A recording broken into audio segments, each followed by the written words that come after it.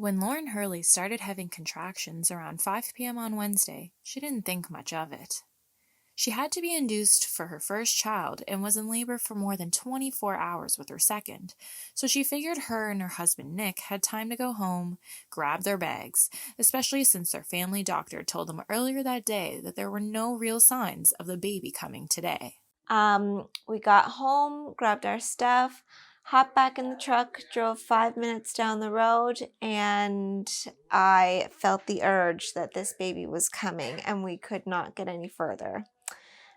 So we decided to call 911, and they suggested we pull over on the side of the road and talk my husband through how to deliver the baby all by ourselves. After calling 911, the operator told Nick he needed to pull his truck over and get ready to deliver the baby. Over the truck's Bluetooth speaker, the operator guided Nick through what to do, from removing a shoelace to later tie off the umbilical cord, to applying pressure so the baby didn't just fly out.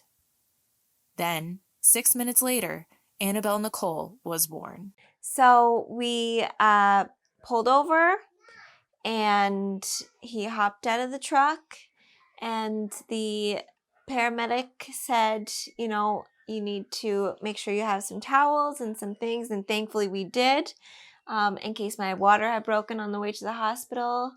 Not expecting that we would catch a baby with the towels. And so anyway, we were pushing for 5 minutes, and there was a baby laying on the front seat of the truck.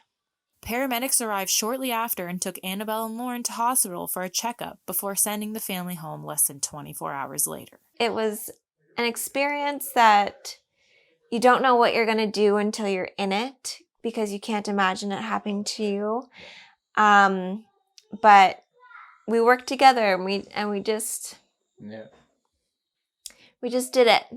Thankfully, nothing went wrong. Everything went as good as it could. Yeah, it was a flawless delivery. It was thoughts that kept going through my head. Well, what if? But you couldn't just stop and think about it. You just had to keep powering through it, because the baby's not going to stop coming. Annabelle is now settling in at home in Lawrencetown with her parents and her two brothers, Noah and Sawyer, after making her grand entrance.